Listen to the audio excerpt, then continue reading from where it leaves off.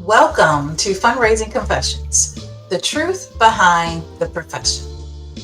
The podcast where we uncover the stories nonprofit professionals rarely get to share publicly. I'm your host, Rochelle Jerry, with Jerry Consulting Group, and today's conversation is raw, necessary, and long overdue. We're talking about racism inside nonprofit organizations, the kind that isn't always loud or obvious, but insidious and systematic. We're also lifting the voices of LGBTQ+, Black, Indigenous, and people of color who are doing transformative work in oppressive nonprofit structures while still trying to meet the urgent needs of the very communities that raised them. So today, we're holding space for truth, for grief, for resilience, and for action. Let's get into it. Our guest today is Jonathan Meagher-Zayas from AFP Board, my AFP Board colleague, equity warrior, DEI consultant, and social justice champion, nonprofit capacity building and community engagement strategist, adjunct macro social worker, professor, educator, and leadership development strategist, trainer, social sector coach, and facility award-winning fundraiser resource Mobilizer. So welcome, Jonathan. You are a friend and a colleague of mine, and I appreciate your time today. How are you? I'm doing well. Thanks so much, Rochelle, for having me. I am always in awe of everything you do. So I'm just honored to be in space and taking all the great conversations that we have, usually about board stuff and the sector, and excited that we're in a space to share it with others as well. So thanks for having me. Yeah, absolutely. And I know we've talked about belonging and diversity and equity, and you graciously give me your time whenever I have a question about whatever I'm working on. So I'm glad to talk to you today in depth about the work that you're passionate about. I love the work and respect the work that you do. So I am also a fan of your work and looking forward to continuing our relationship. So let's start by just chatting about what does it mean to you to be, in the LGBTQ plus community and working in the nonprofit sector, that serves your own community. Tell us a little bit about that work. Yeah, I love kicking off with this question because my first nonprofit I worked for was an LGBTQ advocacy nonprofit. That's what got me into the field nearly 15 years ago and got me to where I am now. It's definitely an honor just because of the chance to uplift the rest of the community, especially navigating some of the marginalization that my fellow family members have experienced, and a privilege to be able to have access to multiple different spaces and networks and education to be able to uplift, what that looks like. However, at the same time, though, it could be overwhelming at times. The blur of work. There's no work-life balance when you're like in the work and doing the work, and then impacted by the work. So the boundary gets blurred a lot too, as well, and kind of recognizing what that could be. So fortunately, as a consultant, it's a little bit easier to set some boundaries. But when I was working full-time in this space, it's like, okay, you get up, you go to work, you interact with them all day, and then you go home or you go out to your community, and then you're also interacting with them in the space too. So and it can just feel like a lot, kind of given that way. And I think similar to other communities too, like we're not a monolith. So navigating, the different challenges, the intersecting identities that we come into play too, in terms of gender, race, class coming up, and those access to resources impact how we shape and interact with each other. So it's definitely a lot to deal with and manage too as well. Nothing a good therapist can't help you figure out too as well, but a lot of it's definitely an honor and privilege that comes with the conditions, just to be aware about the existing challenges that are ahead in your work.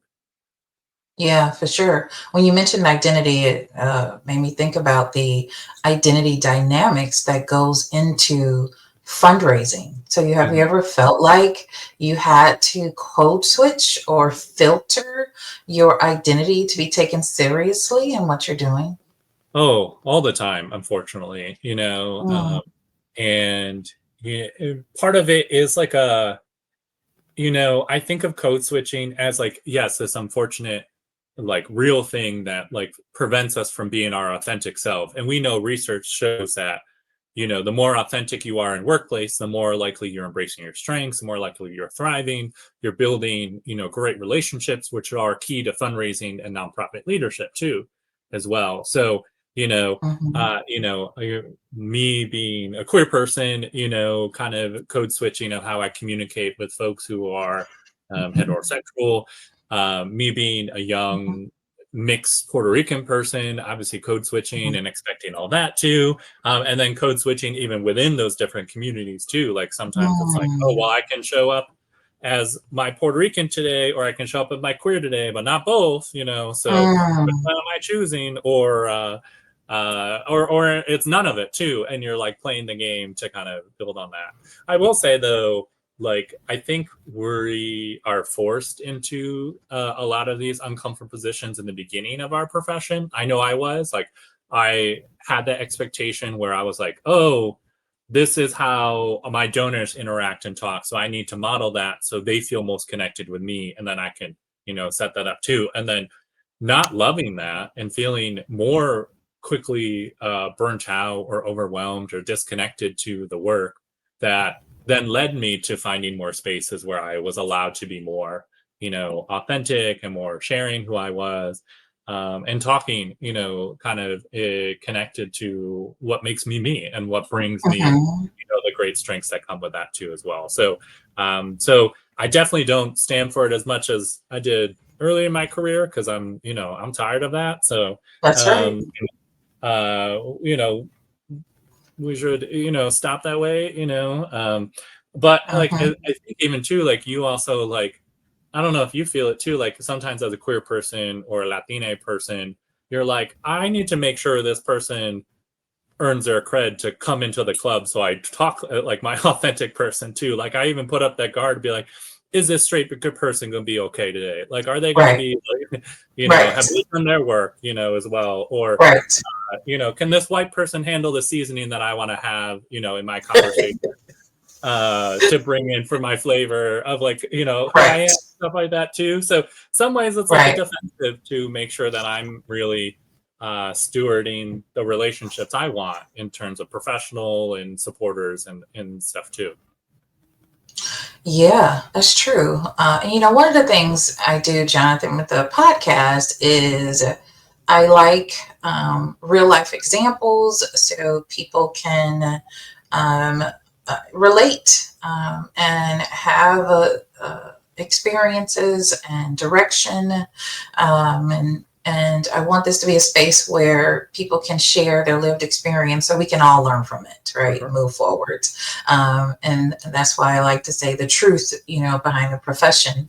But can you describe a moment where in your lived experience where you felt dismissed or tokenized by leadership or funders? And what did you do about it? Yeah, too many to count of that.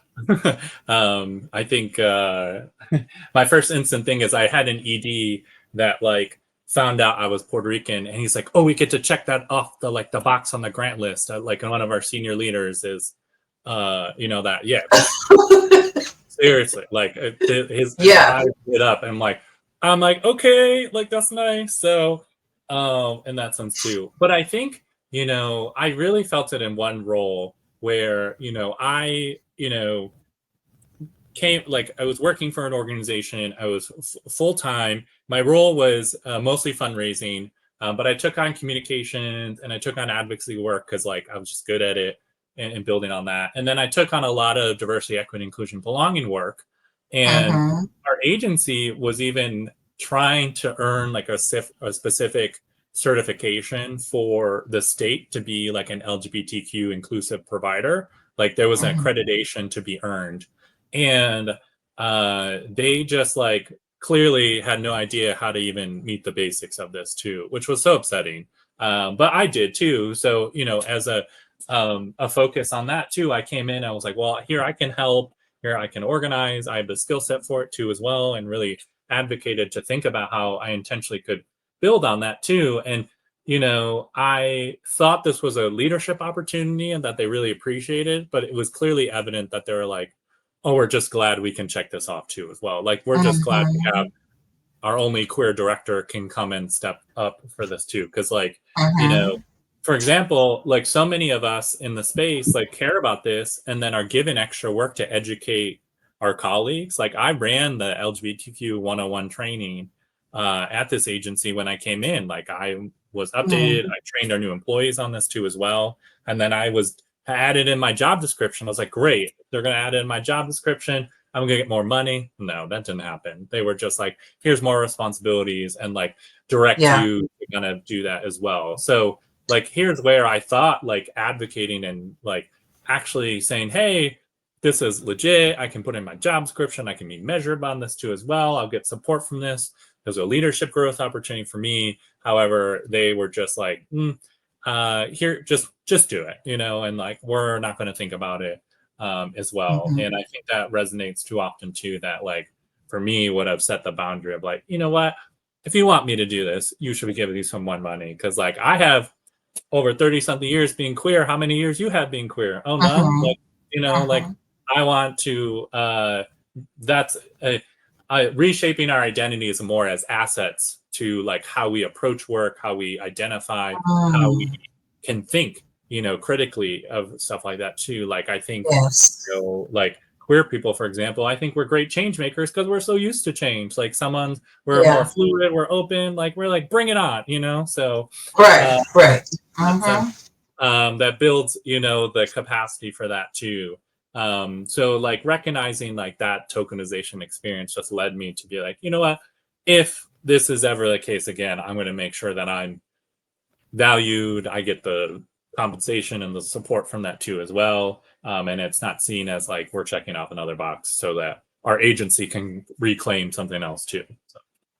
Right. Right. And the so talk about the emotional toll that has on you as a person, right? Like you say, how you have all this experience and dismissing or being tokenized or asked to do so many different skill sets with not the correct pay or advocacy work, so the emotional toll of having to advocate for justice in your programs, while navigating the injustice that you are dealing with in your workplace. How would you describe that? Yeah.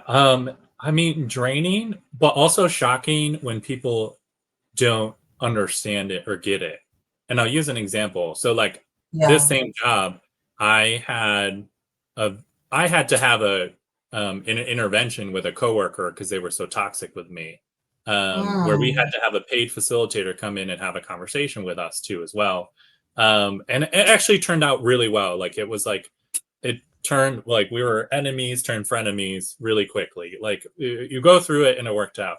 But this coworker, Mm. for example, had expected me to do the same thing. Like, oh, I want to diversify my donor. Like, I want to be more queer friendly for my work, so I can just go to Jonathan for anything. And I was like, yeah, but you know that even though you're just one person asking me, I have every other 15 directors asking me for the same thing. So it feels really overwhelming. And this person like, oh, I just never got that.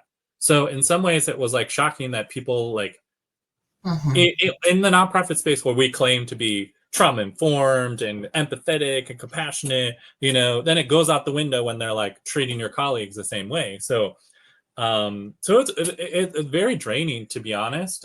You know, like because you're Yeah. just like thinking people get it and then they don't. And I think some like I'm working with some organizations where those are like the key colleagues that are most hard to, you know, navigate. It's like people who think they're doing great work and then are doing causing harm or like preventing, you know, good work from happening too as well. I think there's a great Martin Luther King Jr. quote about like we should really be concerned about the white moderate because they're really in the way of racial justice, not the extreme people, Right. you know. Right. And some of those people like are just draining to deal with because they're like, well, we're already good people, like we work for a nonprofit, or we did this training, or I hung up my pride flag, so I'm great, and I walked in the parade. And like that part is more draining because you're like up against people who really Mm-hmm. need like Yeah. a mindset shift to expose the harm that they're causing. But then once you bring up the harm they're causing, then it's like you have to do the emotional labor to help them heal and grow and do that. Mm. And I'm like, that's not what I signed up for. So as well, like I Yeah. got my own support system to kind of build in that way too. So I Yeah. think we all have to recognize and set those boundaries when we're coming in to say like, oh, if this donor is expecting us to do this type of work, communicate this way, or is forcing us to like abide by certain expectations too, we have to say like, is this like, are we re-energizing and healing enough to be able to deal with this over and again, or do we need to set agreements so that our agency is protecting us and centering who we are and kind of Yeah. building in that sense too? Yeah. Absolutely. Okay. The unspoken weight. I'm going to call that Hmm. section. I'm going to give you themes because you're so multidimensional, and I think our next theme will be about racism because I love Yeah. that you are such a great equity warrior and then such a content matter expert.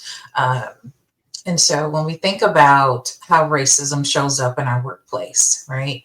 Um, how does it, and, let's define it a little bit, right? Right. How do you think racism shows up, in the workplaces? And we're specifically talking about nonprofits and fundraising. Yeah. Well, like to really, make sure we're talking like racism is more of the ideology that drives the systemic marginalizations of people of color and people of the global majority, in that way too. Like it's the ideology that reinforces that too as well.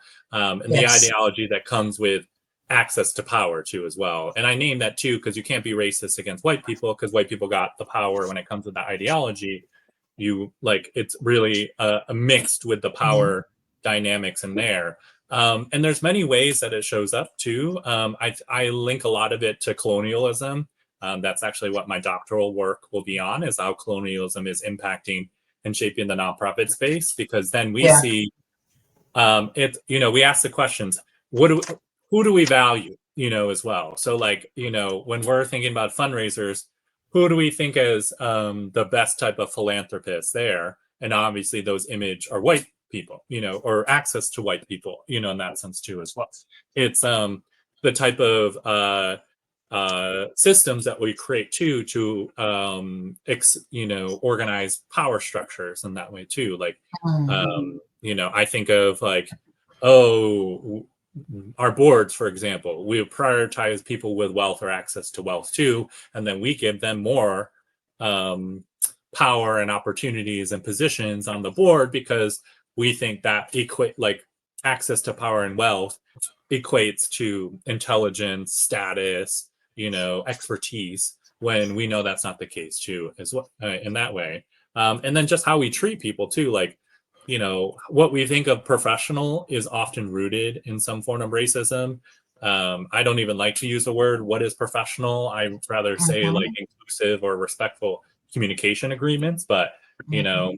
what if you call someone professional, it's usually rooted in some whiteness too, or what skills we even value in the workplace. Like we tone down skills that are more compassionate, soft skills, empathetic, Mhm. because they're often not only associated with racial minorities, but also associated with women. So the misogynoir that exists in that place too, where we criticize leaders for being compassionate when they're actually more Mhm. intentional compared to, but we're accepting of uh, you know people's feelings and emotions if they're angry or tough, and that seen as strength and stuff like that too. But in reality, Mhm. we know that that's more harmful than it is helpful. So Yeah. so many different ways, and that it's really showing up and impacting. And I think we need to go to how we see racism as like Ibrahim Zendi defines it, of like being anti-racist is knowing that every default thing that we've done is just racist. Like how things are set up is all racist, and that way too as well. And that we will only be truly free from this if we take it from an anti-racist lens and then rebuild structures that center the most marginalized, that are really dissecting what has been done before too, and really embracing, you know, what that looks like in that way Yeah. too. And like I see it, and when I'm interacting with folks in the sector too, like even folks that might, even systems that aren't directly coming out and saying they're about idea or equity, have tones of racism in it too. Like we can look at all the new AI platforms as a great example of the racist things that are going in them and then perpetuating them out too as well. You know, they've been Yes. known to have prompts. You know, if you ask for like certain photos or certain language and stuff like that too, to, you know, spit that out and be perpetuating that way. So, like, really, if I see it as like if you're not intentionally thinking about how racism is impacting that too, you're already failing, and then that is then failing to actually meet the goals that you're actually trying to achieve, you know, in your mission, in your vision, and abiding by the values that your organization stands for. That's right. That's right. Have you ever been asked to sanitize or soften your messaging about racial injustice for the comfort of white donors or members or board members? Oh, all the time. I remember like when the racial reckoning in 2020 came, you know, with all Mm-hmm. the loss of life of our Black sibling members came about too. And, you know, everyone was like, we got to do something. We got to put statements out and do that too as well. And I was a part for a handful of stuff like that too. And there was some spaces where I had to soften it more because we're like, no, it's too intense and stuff like that too as well. And you're like, but you know, or but then spaces where I was allowed to like push it further and be more direct in naming like this is systemic Yeah. racism, this is inequities, and stuff like that too. And I Yeah. want, like, especially, we are doing a disservice when we soften it too. Like there's a strategy of meeting people where they are. So if the end goal is ultimately getting them ready to see racial injustice and that, I could and I have seen some aspects of like not toning it down, but shifting language enough to get them to see where they need to go. But the end goal and outcome is always getting them to thinking about racial injustice in that way too. But I see some as like a lot of fear of like doing the wrong thing or saying the wrong thing, or sometimes we create unknowing things about upsetting donors that they actually won't be upset about in that sense too. Mm-hmm. Like for Mm-hmm. example, in that year, I sent out a bunch of resources, like books on anti-racism and supporting and stuff like that too. Sent it to our whole donor list, and we had one person who was mad about it, but they weren't even a donor. They were just like on the list. I'm like, okay, I don't even know who you are, you know. So, um, and they were upset, and then but so many people, and I remember this one, you know, older white woman who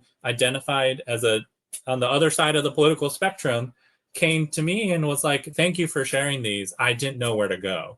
So Mm-hmm. when we soften it, we do a disservice, because if I had softened that, this person would have not known where to go. Like they were in the That's media right. discourse, they were on their own thing, and they finally saw someone they trusted who Mm-hmm. shared something about them too that made them feel safe enough to say like, hey, I wanted to learn and do that too, because there still has to be some psychological safety in learning new things and embracing something, you know. But there's a difference between safety and comfort too, so recognizing that, like, Yeah. some Yeah. people say, you know, they don't feel safe, but they're really just uncomfortable, and uncomfort Right. is the way you grow. So but like That's right. you know, the safety and the capacity to learn new things, open your mind, and really have like a rational discourse about these tough topics is very needed. Yeah. Yeah. So racism with a mission statement, nonprofit Yes. industry, right? So Mission statement and outcomes. Right. Like, where are you going? Like, Right. like, Right. Right. And so you talked a little bit about, you mentioned your work. mhm. Tell us about your work and what you're doing right now in your Yep. studies, and how do you help organizations as an equity warrior work through this? You know, people who understand that they themselves and their staff could use this type of engagement. How do you Yeah. walk organizations and leaders through this? Yeah. I try to always the social worker in me says I try to meet people where they are. So I'll use like frameworks or tools to just say, where is this person at this moment too? And actually just sent out a message to some of my past folks about like different types of like, from comfort to growth, where are you Mhm. in the zones and stuff like that too. So, Yeah. if we have people in the comfort zone, that means they're okay, they're not moving anywhere. So if someone in there actually does want to work with me, often it's like someone at their org wants to work with me, and then they have people in the comfort zone. Like stuff like an assessment or like being exposed to what the issues are your organization is really helpful too, because then you then are exposed to what's going on in building in that. And then we have folks who are like in the fear zone. So these are the folks who like, I know I need to change. I know things are wrong, but I don't know how, or I'm afraid. They lack that psychological safety to feel safe enough to do that. So a lot of that is like a lot of motivational education too. So tailoring training to kind of help them see what's ahead too, or like facilitated conversations where we're building community, so people know that they're not in it alone, they're connected, and they're kind of supported in that sense too. Then Mhm. we have folks who just need to learn, like they just don't know the language, they don't have the skills. So a lot of that is related to like, specific types of coaching or technical assistance or walking through Mhm. like capacity building work. And then lastly, we want people to get to the growth zone where they're like, I'm moving fastest, I'm integrating all of this into my work. And that goes a lot with like a lot of coaching, strategic planning, and more kind of targeted educational strategies based on where they are too as well. So I usually use like a framework like that to help just see people where they are. And it helps in this works for a bunch of different issues too. People come to me like, I want to advance equity in your organization. I'll use that. If they need Mhm. to fundraise more equitably, I'll use that framework too. Or the board needs to make a more inclusive culture, we'll use something like that just to meet them where they are. And then what's the best intervention based on where they are too, to then help them get to the achieved outcomes in that sense. So because I think we can do more harm and a disservice if we come in and say, hey, we'll do a plan, but then they're not ready for any change, and that plan will Right. sit and not go anywhere if they're not doing that too. Or I've often worked with a bunch of folks who are like, we're ready to integrate, idea into the rest of our organization. And then you do an assessment and realize no one trusts each other. So they can't talk about anything tough because they have a gossip culture, or they don't trust anyone in the room. So they're not willing to actually talk about anything tough too as well, uh, Mhm. until they've established that connections and boundaries and stuff like that too as well, which is a key thing. Like we need trust in this work too as well. And I heard a term recently that we also need to establish relationships that lead to trust and action, not just trust and liking, because I can like a person and think they're a great person, but doesn't mean they're doing the job, or doesn't mean they're accomplishing what it looks like, or I trust them to do their role. We need to focus on what does trust look like to kind of lead to like people action. Like I Yeah. trust them to do their role, I trust them to show up and do the work, and I trust them with their strengths and skills to do that too. I don't even have to like them as much as like my best friend, but I at least trust them enough to kind of do Mhm. the work in that sense. So lots of different ways to just help people, understand what they are, acknowledge all the issues they have, learn what's needed, and then even develop plans for action. Yeah. Yeah. And so, what do you say to your LGBTQ plus community, your BIPOC professionals who are tired, burned out, considering leaving the sector altogether? What advice would you share? Yeah, I think a mix of things too. I think one, you need to focus on yourself. Rest is a form of resistance right now. Like Mm-hmm. we need to, some of us just need to survive, and that is plenty enough right now, given what's going on too as well. Like we're all like, Mm-hmm. what are the days where we need to thrive? Like we're in a hostile government takeover right now, like Right. we don't need to worry about thriving all the time too. We can if we're ready, but so take care of yourself. Like I invest in like a lot of self-care habits, and you should invest in self-care and wellness when things are going well, because then when things are wrong, then they'll kick in to make it easier. So I definitely think doing that, and then having the honest conversation, if you are taking care of yourself during this time, is this the best place for me? Am I embracing my strengths? Am I allowed to be authentic? And do I need to find a better place for me to do? So I think that's a real reality that many of us have to kind of navigate, and build Mm-hmm. up in that space for that too. So, and I've been so grateful for many, like I've worked at a handful of organizations. There's been many where Mm-hmm. I've been able to show up and do that too. And it's been so refreshing and wonderful, and you're healing in that way too. But then I've had the other side where it's super draining and my health goes down, and never again, of kind of setting that too. So Yeah.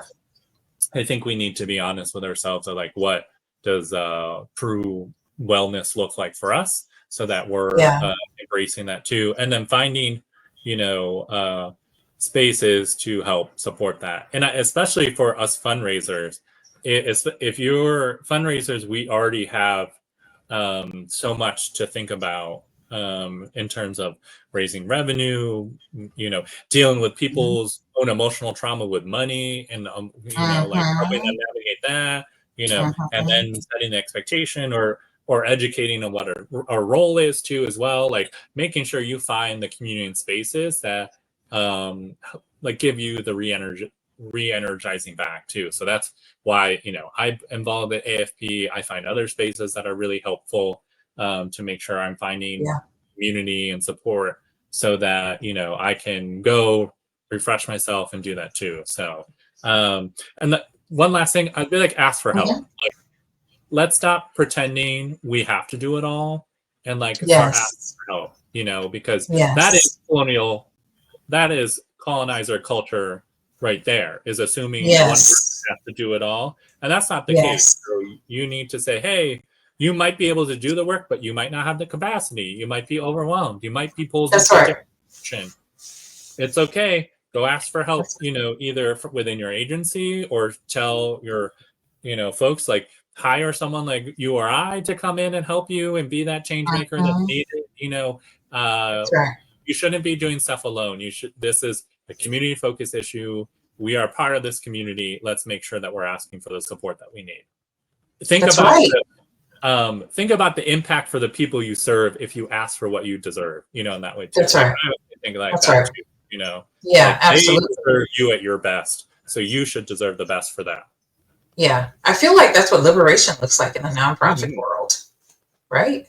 Oh my gosh, so much. Yeah. Like I've been like Yeah. a real realization of like, this is what takes to do the role. Like, let's get there, Yes. like, and let's ask Yes. for it. So, Yes. and the Yeah. groups who are Yeah. at least acknowledging how to get there, they're feeling better. Their staff are being retained more, they're thriving a little bit more, than the folks Mhm. who are pretending that those issues don't exist.